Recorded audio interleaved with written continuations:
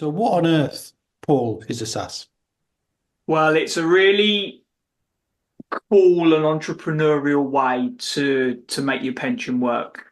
Make it work in a way that is linked to your business and property, and really allows you to accelerate the property in the business in a way that you just can't do with any other type of pension. But it's a tax-free trust fund, right? Which is quite fundamental as well. It is absolutely, you build the nest egg, the golden egg there, and pass it on to your loved ones without any inheritance tax at all. And whilst you're doing it, whilst you're building it, it's free of income tax, capital gains tax, corporation tax, all the taxes. So, you're basically benefiting from a double tax whammy, tax-free growth for many, many, many years, and then pass it on free of inheritance tax to the people you love. And tax relief if you pay contributions in as well. So you All get right. the tax back. And that basically means you've got almost a frictionless fund that it can grow exponentially, which can help your business, your property business, your overall wealth, and of course your family. Because in the end, when people get into property or business of any kind, Paul, the number one reason people give us is, I'm doing this to not just build wealth for me, but to build long-term intergenerational wealth. Yeah. Yeah, absolutely. Family's always key, isn't it? Okay, so, introduce yourself, Paul. Yeah, well, delighted to. So my background is as a financial advisor. I always really enjoyed the more interesting and entrepreneurial parts of the sort of financial advisory world rather than the bog standard stuff. That led me to connecting with you, Kevin, of course, and for a long time we worked together now. My passion is SaaS. I head the SaaS team here at WealthBuilders as a SaaS director, and had a great deal of fun creating and building, the educational content that our members get access to. So, Congratulations to you too, Paul, for the hard work of getting CPD accreditation, which means we can teach lawyers this, we can teach accountants this. So we're definitely in the right place to be able to teach you. And while Paul has got the absolute expertise in terms of his background, and I have a similar background, just a bit more crustier in the years, but my priority is always to be how to create multiple streams of recurring income, both in your business and in your life. And I'm passionate about that. And anything where there's a consumer champion position to take, I'll take it. And for the most part, all of the things I've written, all of the things we do in Wealth Builders are driven by showing people how to create more value for themselves, so that in the end, the whole family prosper. And we're very passionate about that. I think we're the only company in the UK, if not even the world, that's completely holistic in all aspects of wealth and also in all aspects of the family. But we won't be talking about that. We'll zero in on SaaS. So, Paul, who are the two key people, the two key avatars, let's say, who really can gain massively from an understanding of SaaS? yeah, sure. Well, as the slide says there, I suppose the most common set of people that we work with are property investors. Motivated to find new ways of making, their property deals work harder, or to get new sources of funding, to acquire more assets and more income. So if you're a limited company property professional, you're a director of a limited company, then SaaS is absolutely for you. If you're a business owner of any kind, and you've got a limited company, whether it's manufacturing, retail, consultancy, doesn't matter.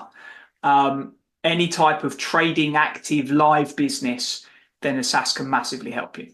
And what we've seen over recent years, since government's untimely intervention in the property world in what's colloquially known as Section 14, going back to whatever that was, 2017 now, we've seen a proliferation of people who used to own property in their personal name now own property in a business name, and creating limited companies every day.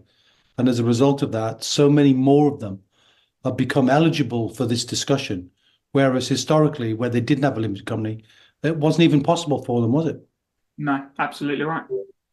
Okay. So, can I have some headline benefits of SaaS?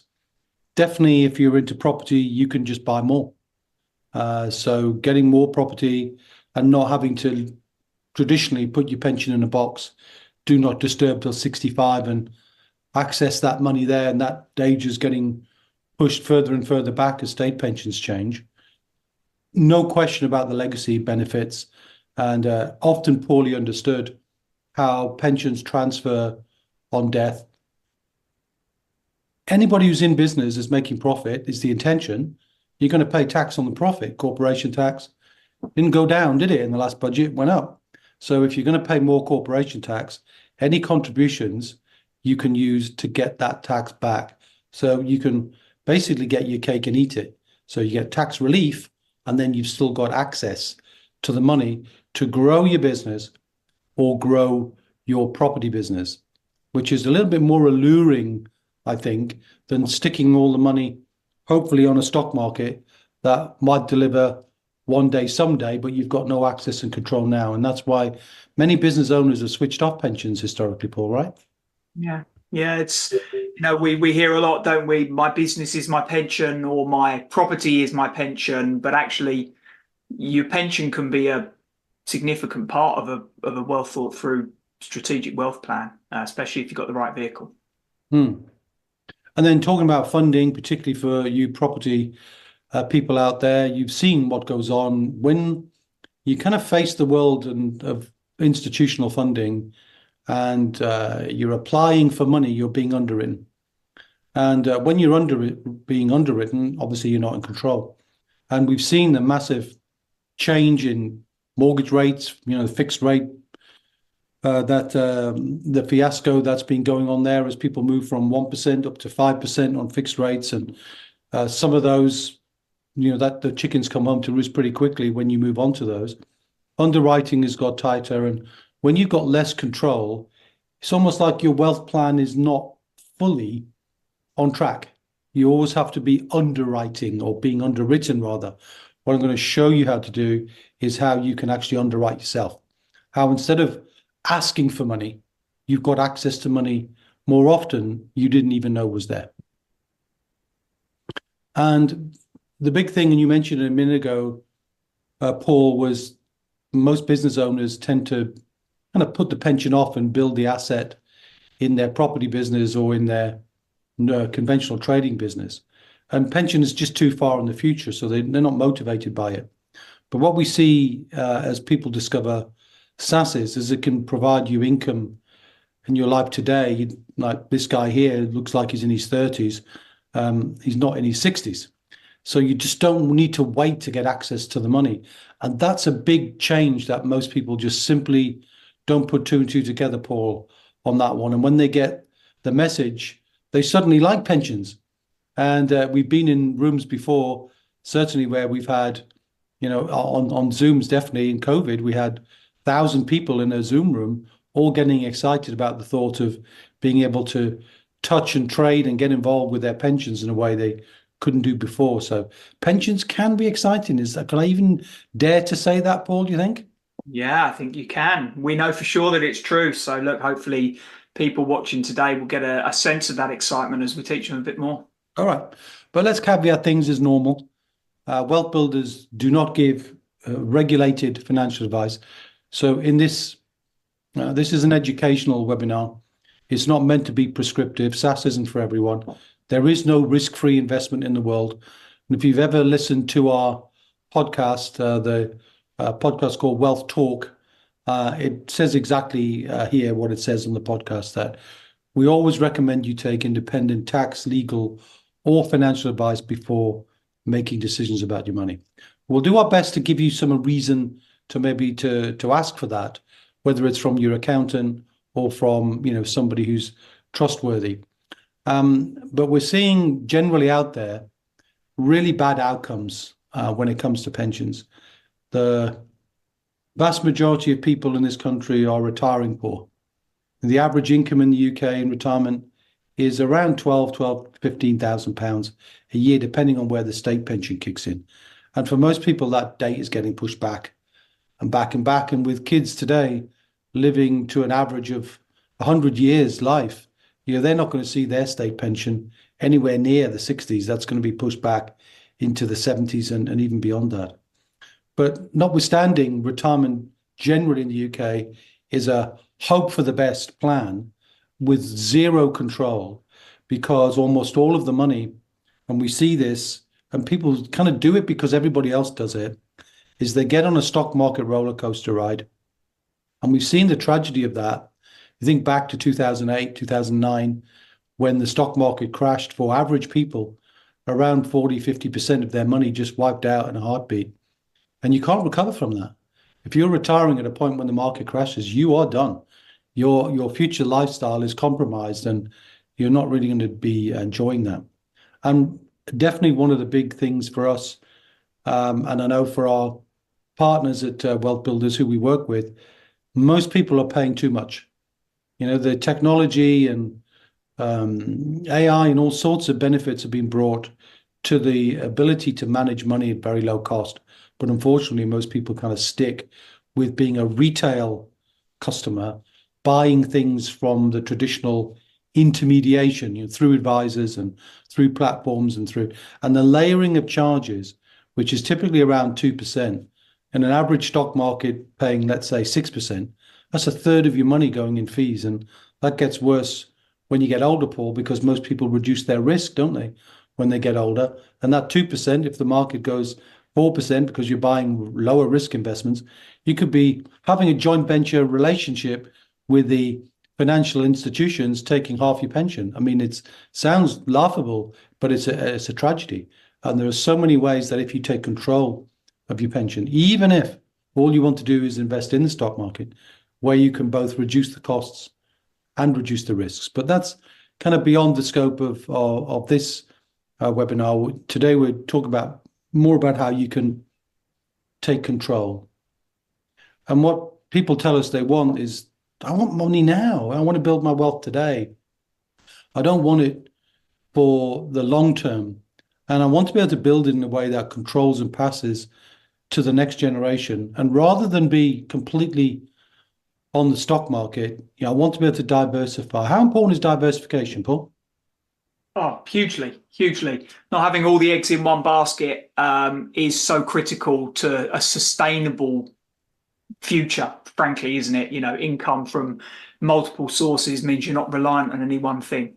I was doing an interview yesterday with the absolutely brilliant Louise Hill, the founder of Go Henry, and she said the biggest lesson in life, no single point of failure. And most people have a single point of failure. In fact, actually, they have a double point of failure, Paul. They have all of their money in their pension in the stock market and all of their money in their ISAs on the stock market. And there's no real diversification there. So the ability to invest in property, in business, in gold, in crypto, in whatever you want to do.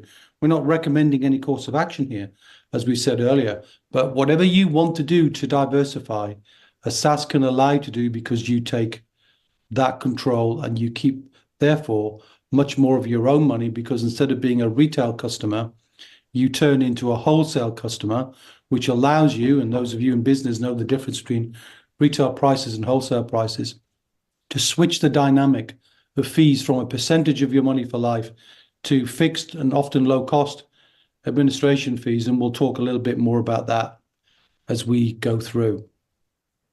So, Paul, what are the key benefits? You mentioned you can't do certain things in a more traditional pension, like a workplace pension, a personal pension, a stakeholder pension, all the languages of pensions. But what's the key points that we find most people value when it comes to SSAS? Well, I think choice and freedom is a significant benefit, and that ability to diversify, coming back to your point from a few minutes ago, diversify into things that they understand more. Business owners understand their own business. Property professionals and investors and entrepreneurs understand property. They don't understand the stock market, or they don't want to understand it because it's unruly and it's volatile. So I suppose the thing that SSAS allows you to do in a way that no other pension does is use your money in a way that's aligned to your own skills and your own passion and your own interests and the things that you know how to make work. Or you decide you want to invest and learn. Yeah. So if you are new to a certain investment or a certain asset, an asset that can give you some cash flow in your life, then you can do that, including, of course, a SSAS is really a bank account, a giant bank account, a trustee bank account, and that money can be invested in lots of different places, but also you can, instead of being going to a bank, you can be the bank. And that means either lending money to you or lending money to your property business or lending money to others, all of which will have pros and cons, but all of which have got a much more personal and a more relationship and a more controlling perspective, because you can get your hands on and make the decision for yourself rather than hope the stock market kind of works out for you, which if it does, great, but if it doesn't, you don't find out about it until it's all too late. So let's talk about some of the things, so the more popular things that people do. And of course, Paul, we've helped thousands of people transition from traditional pensions into SSAS, so we can't cover everything. It wouldn't be possible to do that. We'd be here for hours, not just an hour. But in terms of buying commercial property, what are the sorts of things and some of the benefits of that? Well, we've listed, I suppose, the sort of the most commonly used strategies with commercial property, but your SSAS could ultimately be the landlord of a commercial premises, and there are multiple benefits of that. If you're a business owner who needs a premises and you're renting, you could buy your own premises and then pay rent to yourself, which generates a new stream of income into your pension that wasn't going into it before. If you own your own premises already, you could actually have your SSAS buy your premises from you. And then you're effectively keeping hold of that property, that asset that you need to run your business from, but you're now creating a brand new stream of income that's also tax deductible to the business that wasn't being paid before. So you're getting tax relief on money that's going into your pension. And there are lots of neat things you can do, especially if you've got a building that is bigger than just the space needed for one business to occupy it. So subletting space in a larger building to other businesses gives you the ability to generate extra streams of income in your life into your business. So your business can tenant the property and then go, okay, well, I don't need half of this, I'm going to sublet some of that.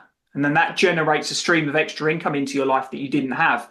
And we touched on that at the beginning of the presentation here, didn't we, about getting income in your life today from your SSAS rather than waiting until, traditionally 65. And what's the leverage point here? Yeah, SSAS has got the ability to borrow money. So if you're buying a piece of premises, it could be a piece of land or it could be a building, a commercial building of any kind, you can go and get commercial finance from a bank, from a bridging company, and even technically from passive investors, but most commonly it's from banking institutions, taking a long-term leverage position, just like you would if you were going to get a mortgage yourself with your own money. Okay, now that doesn't happen in a conventional pension. If you've got, let's pick a number, call it 400,000 just because it's an easy number, in your pension fund with a big insurance company, and you say, I quite like stocks and shares, I think I'd like to buy more. So you knock on the door of NatWest and say, hey, will you lend me another 200 grand so I can go off and buy some shares or some gold or some crypto or whatever. The answer is going to be no. But if you're looking to buy property, of course, the answer will be yes, of course you can do that, because the security angle and the ability to generate an ongoing income. So all of these things are very valuable. And I know I spend a lot of time, Paul, talking to company owners who've got premises in their own limited company, and we migrate that into the SSAS, because not only does it ring fence it and protect it, because the SSAS is ring fenced and protected, it's wrapped up in legal bubble wrap, so nobody can touch it, creditors can't touch it, revenue can't touch it, nobody can touch it. It belongs to your family once it's set up.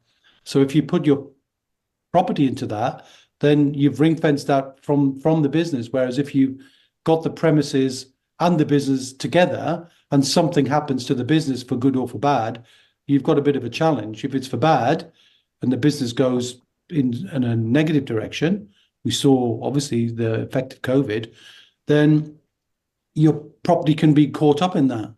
Whereas if it's separated, it can't be. And for good, you sell your business, fantastic. then you've still got the property, which you could rent to the buyer of your business and get a tax-free rental income and no inheritance tax to pay for the next generation as well.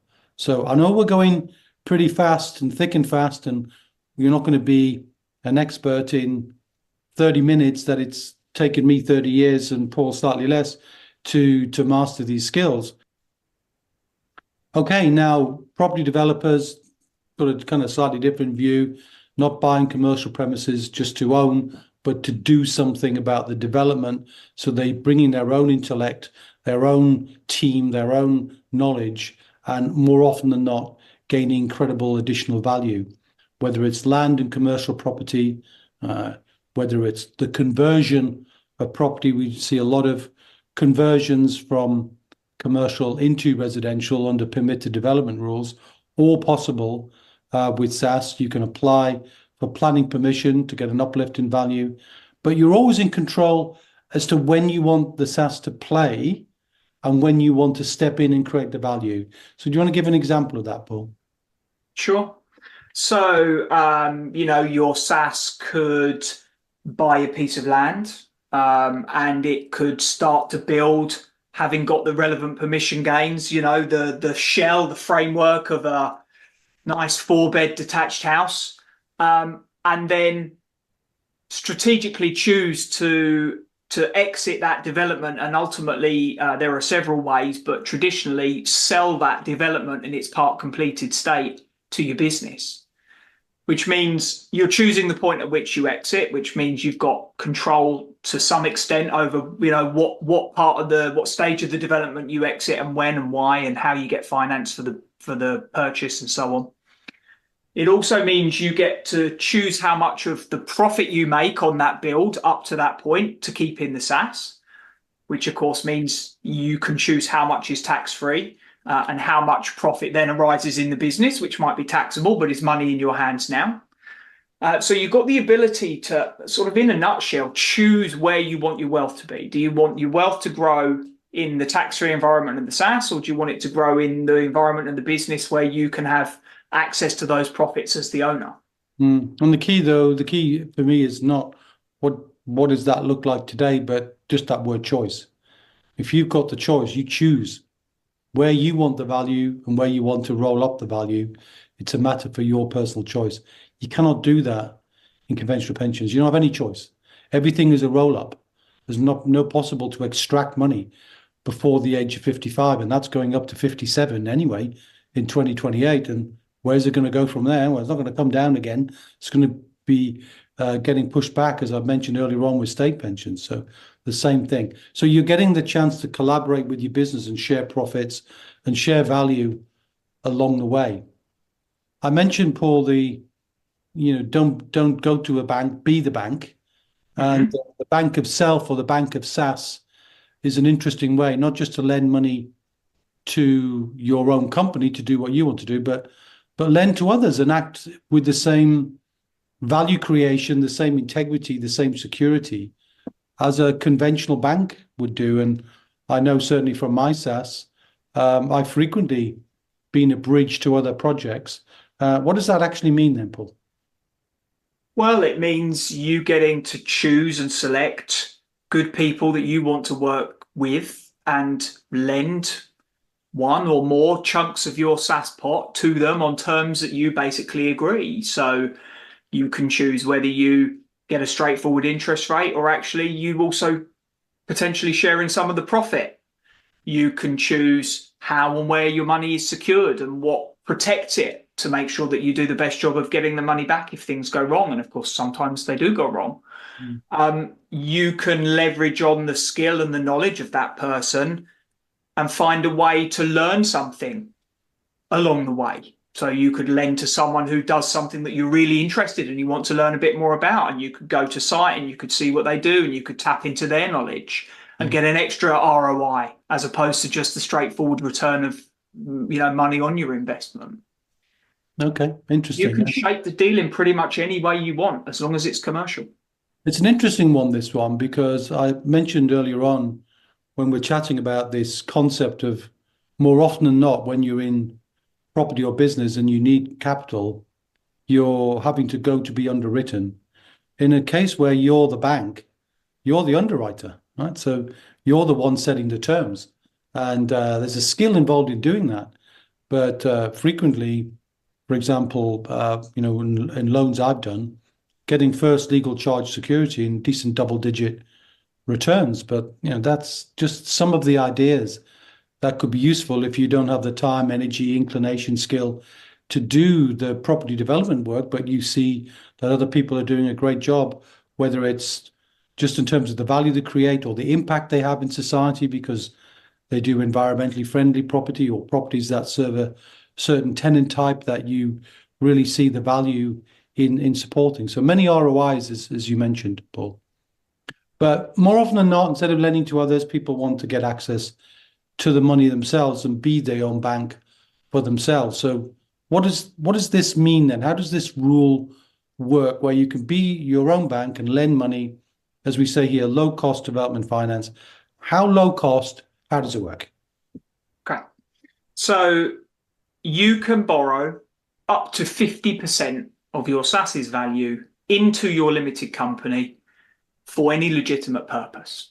So if you're a property developer or a landlord, professional landlord with a limited company, and you want to borrow some money to develop a buy-to-let into an HMO or to do a com to resi conversion, anything, doesn't matter which, I'm just giving a couple of common examples, you can borrow up to half of your SSAS pot into your business to do that. And you pay an interest rate back to your SSAS. So the business, if borrowing finance, would have to pay interest to somebody, typically in that sort of scenario, a bridging company or maybe a passive investor. In this case, you're paying that interest back to your own pension. Now, interest rates are obviously a bit higher in the last 12 months or so than they have been for a long, long time. So this is still a low-cost development finance solution. You'd be paying 1 plus the base rate.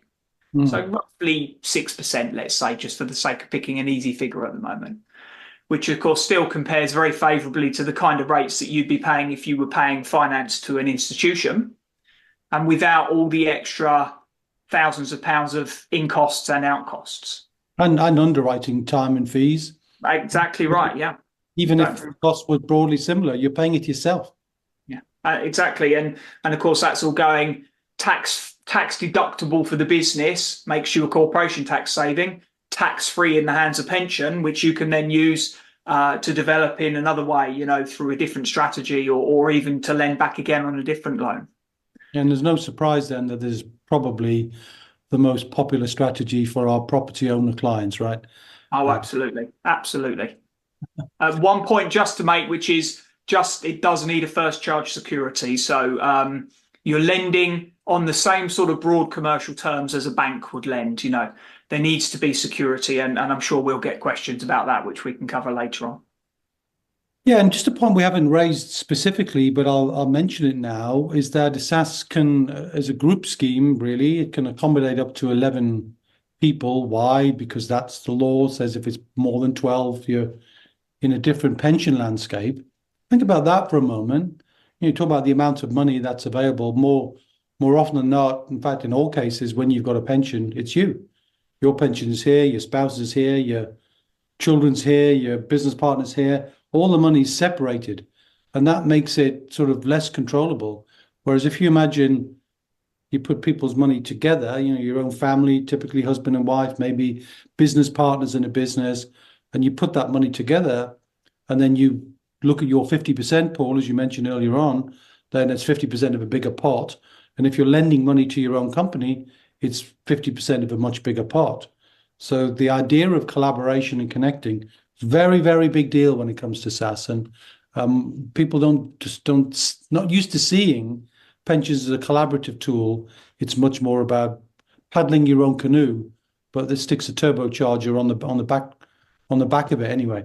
What about some of the more nuanced ways that people can access money? Because we're always taught, aren't we, or we always hear, wherever we hear it on Facebook, any social media, or from traditional financial advisors, you can't really do residential property and pensions. They just don't go together. Well, you did mention just a moment ago, you can do it through the loan back, but what are some of the other properties that we call exempt residential properties that people could actually buy. So rather than just lending money and using half of their pension pot, they could use all of it. Yeah, well, there are some good examples on the screen there, and if you look at the type of property that we're using as an example, these are things that are not dwellings. They are not single family dwellings. They are not, your common 2 up, 2 down terrace house.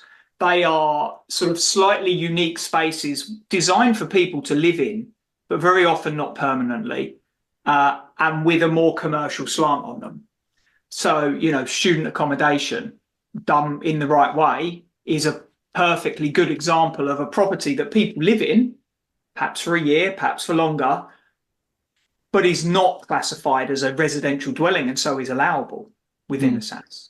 Okay. Social housing also really popular, creating secure environments for refugees or for alcoholics recovering or any number of different social groups that need a little bit of extra support. It's something that people are becoming a lot more socially aware of and feeling like they want to use their money in a way that does good as well as gives them a good return. So, the kind of things that other pensions won't really or can't allow you to do, a SSAS can give you stuff to do. And definitely seen interest in some of our clients around the children's homes and so on. So where there's an element of accommodation plus a service, then that tends to go together. There's even a way to look at old bed and breakfasts and convert those into serviced accommodation units as well as the bigger care homes. I mean, there's a massive scope for the increase in care provision as we get older, and they're just not in the same way. There's hundreds of thousands of homes that need to be created for accommodation. There's hundreds of thousands of rooms needed for care that are not being provided. So if any of these areas appeal to you or you're involved in these areas now, then it definitely could be something you could give yourself a bit more control over access to funding for all the things we've been talking about and all the benefits. And I mentioned the ring fencing, but my particular passion around SSAS is family. Anybody who knows my story, knows that my father died very young, didn't leave anything, and if anything, left more challenges than not.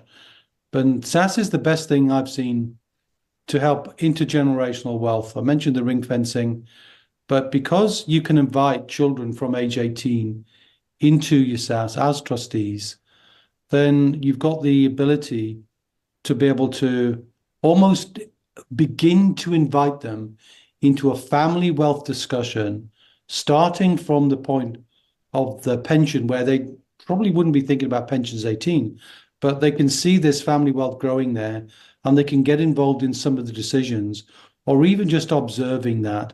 And we've got lots of other more technical things that have come up when traditional pensions have got to pay out within 2 years of death, whereas a SSAS doesn't, because the family members are still in the scheme, and that way they've got control of that money for a much longer time. So lots of good reasons why the family legacy and SSAS go so well together, Paul.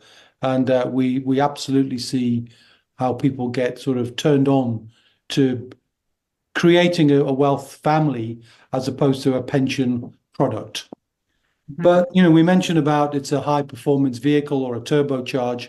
And like any high performance vehicle, you need to know a bit. So we're going to share with you just a little of the eligibility. What are the key things that have to be in place in order for this to be possible for you? Now, note these well, because we can't really help you if you don't fulfill the criteria. And I often call these the right private limited company, the right person, the right pension, the right plan, Paul. But here we're saying assessing your business, which I would call, if you've got a private limited company, what do they need to have in their limited company or the history of their limited company to be eligible? Just some genuine activity. Needs to be live. It needs to be doing things. deliberately avoiding using the word trading, because lots of people misunderstand and think that a trading business, one that provides or sells goods and services, can have a SSAS, but an investment business, one that owns assets, cannot. And that is not the case. Whatever you do with your business, you are entitled to create a SSAS. As long as it is doing things, it's active, it's live, it's operating. It isn't just a shell with nothing in it. We often hear other people say, oh, it needs to be trading for a year, needs to be having this much profit, lots of things being said, but in pensions law specifically, and we study that, that's just not the case. And but some other eligibility criteria as well about the nature of your connection to your business. Yeah, so that's right. Yeah, you must be a director or an employee, and typically most people are directors, aren't they? Of course, most of the people that we speak with are the director owners of their business. But if it's, for example, a spouse's business, you could, with their agreement, be a director, and that would allow you and then potentially the spouse, your spouse, to collaborate together on it. And again, what about family members? You've got grown-up children like me. If you want to invite them in, how's that work? Yeah, perfectly fine to bring them in. But nowadays, bearing in mind that there are two ways to bring money into a SSAS. One is from an existing pension you've already got, and the other is a new contribution. In either case, you need to be a credible associated party to the business. So at the very least, they would need to be on the payroll.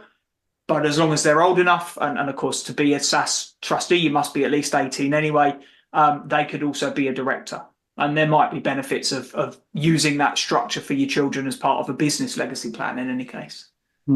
Okay. Let's talk about where that money will come from then. Just mentioned that.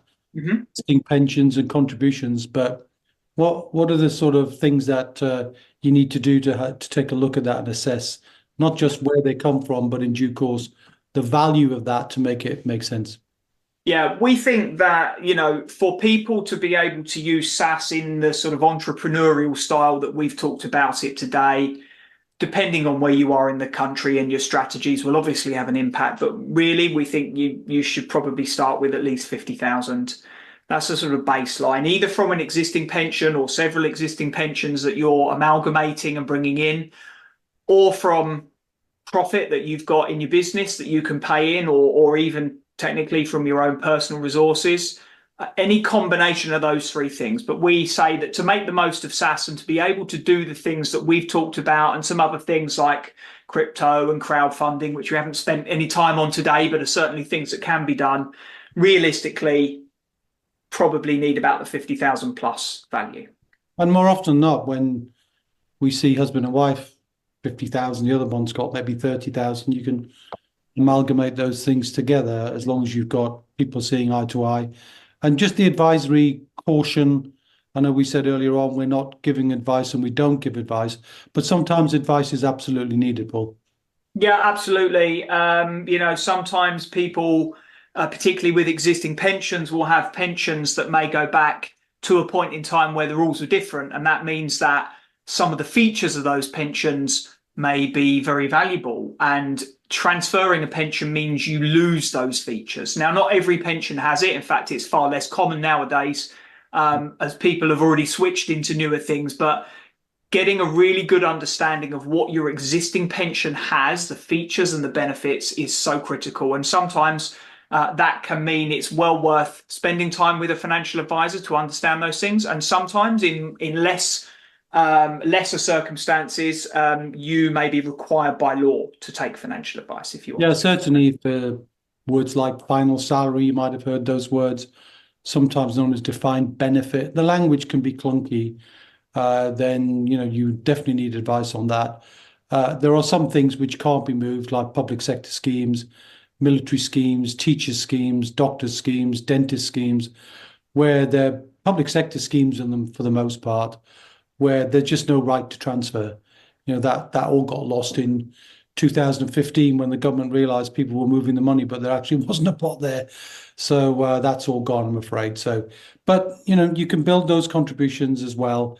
And the contribution limits are now gone up to £60,000 a year. and you can go back several years to mop up all contributions. So if you're thinking, well, I probably don't have 50 grand in my pension pot, but I've got a healthy profit, then just make a note of that. You can actually make contributions. And I've definitely seen business owners where they've got small pension pots because they weren't interested in their pension. They suddenly get interested, and then those contributions start to flow because they can see what the control of that flow is going to do for their wealth and for their family moving forward. I did just see, actually, very quickly, Kevin, a question popped up on my screen about, can you create a SSAS with less than 50? The answer is yes, you can. You were just sort of alluding to it there. You know, if you know that you're going to commit to paying money in, you can start with a small pot. And we do have people who start a SAS by drip feeding money in over time, but they have a commitment to do that regularly and then review it regularly and reinvest the returns and grow into it. It needs to be part of a plan, and it's not our role to say. And you'll see as we talk a little bit more about how you could get involved if SAS was right for you, or even you think it's going to be right for you in the future. There are different ways that you can get involved and build your knowledge and build your confidence. As wealth builders, we mentioned earlier on, we've helped thousands of people cross this bridge, cross this divide between not understanding and understanding. And that's the first part. It's not to make a decision whether it's right for you necessarily, unless you've already woken up and, well, this is a no-brainer for me. But for the most part, there's a journey of discovery. And that journey we help in terms of education. I mentioned Paul had created some absolutely amazing high quality CPD quality materials, the support of other people. We've got a community of around 5,000 or so, and the connections as well with people who've done it before, been there, done that. And in the world of SAS, when you've never done it before, there's always a who ahead of you who has. And if you can see on that picture there, if there's a who ahead of you, they just reach out behind you and they help you. So that's the whole point. You know, it really is a journey of joint discovery, and we enjoy sharing and seeing people build their confidence. And here's a sneak preview behind some of the work you've done, Paul, which is creating an online portal. I know we don't have the ability today to be able to walk people through that, but we can do.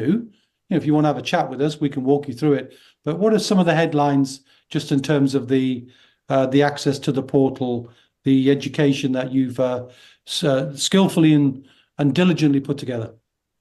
Sure. Well, I mean, look, as you can see there, it's broken into, you know, pretty simple sections where we take you through a flow and teach you the basics about a SAS, and then helping you think about what can it do and how can it do it and what are the sort of key rules that you need to understand before we then delve into the main strategies, you know, lending your money, being the bank, borrowing your own money, buying commercial property, developing. And it's a combination of case studies and sort of short, simple, easy to digest videos, and downloads and checklists that you can use practically. So it's a sort of combination of those things in a place where you can jump in and jump out. And if you've only got 15 minutes, fine, you can jump in and do 15 minutes. If you want to gorge for an hour and a half, you can gorge for an hour and a half. It's completely flexible.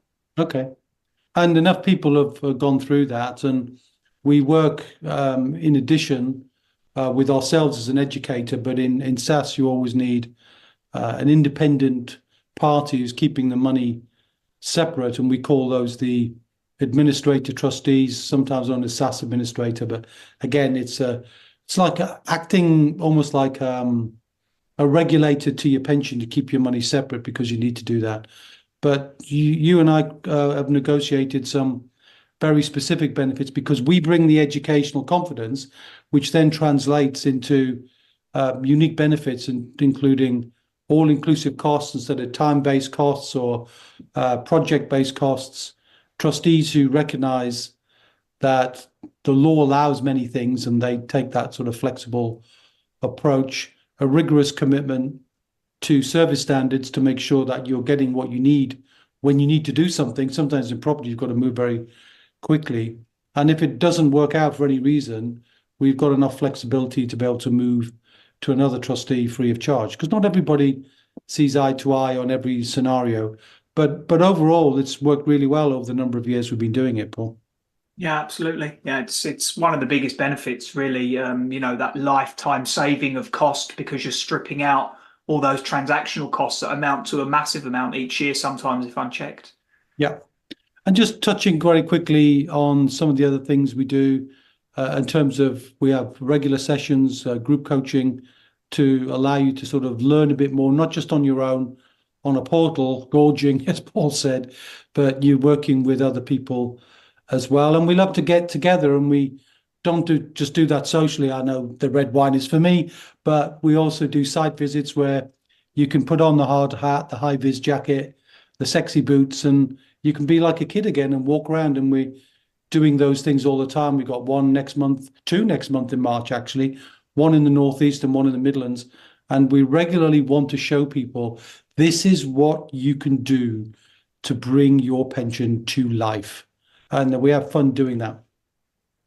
Lots of people giving us accreditation for how they've enjoyed the process of setting up their SSASs. And you can check our Trustpilot reviews.